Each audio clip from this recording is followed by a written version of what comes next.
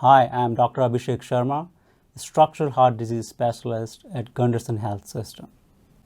In this study, we evaluated the relationship of body mass index with outcomes after transcatheter aortic valve replacement.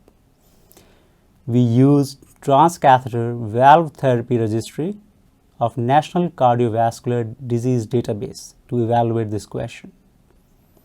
Registry data was linked to CMS database to assess the association of body mass index with 30-day and 1-year mortality using multivariable Cox proportional hazard models.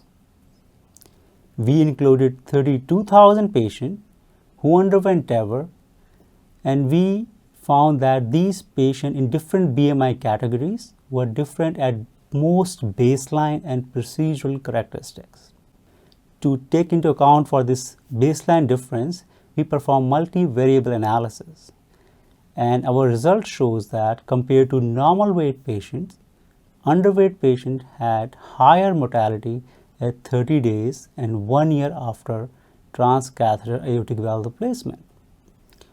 Conversely, compared to normal weight patient, overweight patient and those with mild obesity have better survival 1 year after transcatheter aortic valve replacement, basically suggesting an obesity paradox for post-transcatheter aortic valve replacement survival.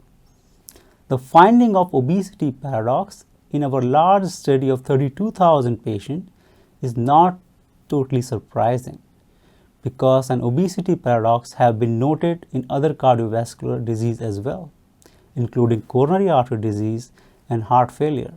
These existence of this paradox have been partly attributed to poor metabolic reserve in underweight patient compared to overweight patient. However, I would like to emphasize that body mass index is not an ideal anthropometric parameter to assess degree of adiposity, and whether the association of body mass index and outcome post-TAVR is causal or merely an association cannot be determined from our study. Thank you. We hope you found this presentation from the content of our website valuable.